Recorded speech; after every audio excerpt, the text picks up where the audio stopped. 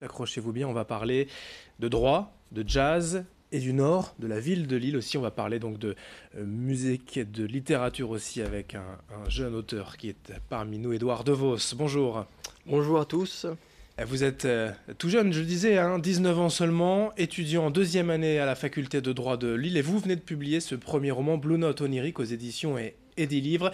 Alors vous êtes passionné de jazz également, vous jouez vous-même du saxophone, étudiant en droit et donc auteur d'un premier roman. Comment on mélange tout ça? D'abord, on va en parler, mais présentez-vous. D'où vous venez exactement?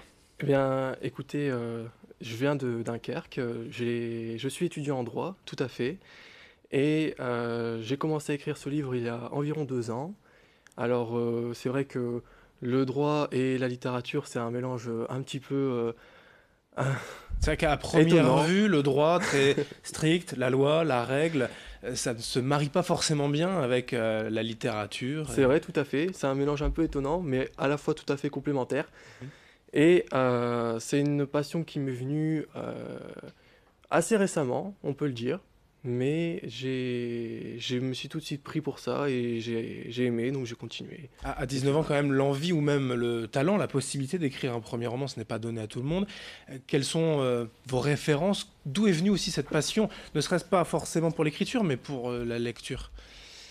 Bah, la passion pour la lecture m'est venue assez jeune en fait, hein, de par mes parents, de par le milieu en fait. Je pense que j'ai tout de suite été baigné dans la lecture, mais j'ai des auteurs, beaucoup de références qui m'ont servi à écrire ce livre. Je pourrais citer par exemple Romain Gary, par exemple, qui est mon auteur favori, euh, qui, qui me sert encore aujourd'hui dans mes écrits, pour écrire en fait. Mais pour l'écriture, ça m'est venu assez tard, ça m'est venu il y a 2 ans. Je J'avais pas l'ambition première en fait d'écrire un récit assez long, mais lorsque j'écrivais, c'était surtout pour dégager des sentiments parce que j'avais vécu une période pas très facile. Et C'est le vrai que c'est récit. parfois ce que disent certains auteurs, en fait, on se met à écrire sans arrière-pensée, enfin, en tout cas sans but, des petites notes ici sur un coin de table, et puis au fur et à mesure, ça crée quand même quelque chose. Voilà, le récit, tout à fait, le récit s'est développé. Et j'avais pas du tout l'ambition à l'origine de publier, mais le récit s'est développé et j'ai réussi à construire quelque chose à partir de ça. Ça s'appelle donc Blue Note onirique. C'est lié forcément à votre autre passion, la musique, le jazz, puisque je le disais, vous jouez du saxophone. Un autre univers aurait été impossible à imaginer pour un premier livre? Ben, tout à fait, c'est tout à fait lié à l'autre univers que j'expérimente, la musique, en fait, je suis musicien dans un orchestre et donc je joue très fréquemment du saxo. Et donc, je pense que un autre univers aurait été possible, mais pas tout de suite. J'aurais eu du mal à me dégager Ça vous permet peut-être trop d'être plus rapidement. Ouais. rassuré, peut-être déjà de Voilà, savoir où vous mettez les pieds pour ce c'est premier ça, livre. trop rapidement de ma vie personnelle en fait. L'histoire, globalement, c'était Evan, un homme un peu triste au quotidien, un peu blasé par la réalité, par la routine, qui a un accident de voiture. Et il va remettre un peu en cause toute sa vie, Toute tout, son tout ce existence, quotidien, voilà, se mettre en danger aussi via de nouvelles tout à fait. relations. D'où est venu aussi ce personnage? Alors, ce personnage d'Evan, il a été long à construire parce que au départ, j'ai mis beaucoup de temps en fait à cerner ce personnage. Je voulais un personnage indécis au début, un personnage qui savait pas trop ce qu'il voulait, et puis au fur et à mesure, je l'ai allié à cette thématique du jazz, et donc au final, ça fait quelqu'un quand même qui retrouve le réconfort dans la musique et en même temps quelqu'un qui reprend confiance en lui et qui sait maintenant qui il est vraiment à la fin du livre. Alors par rapport au titre Blue Note onirique, vous me l'avez expliqué 5 minutes avant l'antenne, hein, je ne vais pas faire celui qui savait. Blue Note, c'est la note bleue en jazz. Ça, c'est pour les connaisseurs oniriques.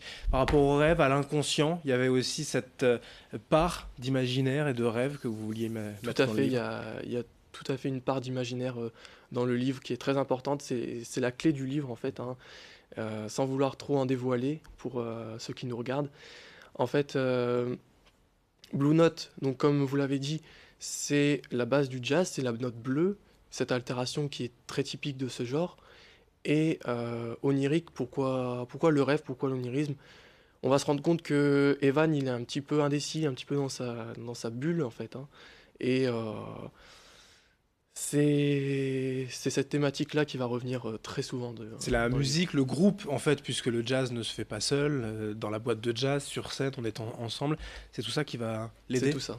C'est tout ça. On retrouve cette boîte de jazz qui fait un peu le leitmotiv dans le livre, en fait. Et on retrouve cette convivialité que Kevin apprécie tant dans le livre, euh, qui va pouvoir en fait se réconforter à chaque fois là-dedans. Alors Et, ce premier roman, on le disait, vous avez mis à peu près 2 ans à l'écrire petit à petit, en construisant, en apprenant aussi finalement à devenir auteur ça. au fur et à mesure. Blue Note au lyrique aux éditions et des livres. Un deuxième est en préparation, avec un peu plus de maturité et d'expérience. Vous savez déjà un peu construire déjà le récit? Oui, c'est ça à peu près, parce que pour construire ce livre, c'était pas une construction fixe comme j'explique au début. J'avais pas forcément l'ambition de faire un long récit. Et donc, j'avais pas vraiment l'idée d'une fin au départ. Et donc, c'était une construction au jour le jour quand j'avais envie de le faire. Et donc là, contrairement à ça, on dit toujours que on a des écrivains qui sont soit jardiniers, soit architectes. Ça veut dire que euh, les architectes qui ont déjà tout prévu ont un plan de départ, et les jardiniers qui, euh, à l'instar des jardiniers, qui cultivent en arrosant un petit peu leur, Et qui voit grandir au fur et à mesure. voilà, c'est ça, tout à fait. Donc, Eh bien, vous viendrez nous parler de ce prochain roman quand il sera publié. Donc, Édouard Devos, étudiant en droit à Lille, jazzman, mais aussi auteur de ce premier livre Blue Note au lyrique aux éditions et des livres. Merci. merci à vous. Merci à vous de nous avoir suivis. Dans un instant, l'information continue.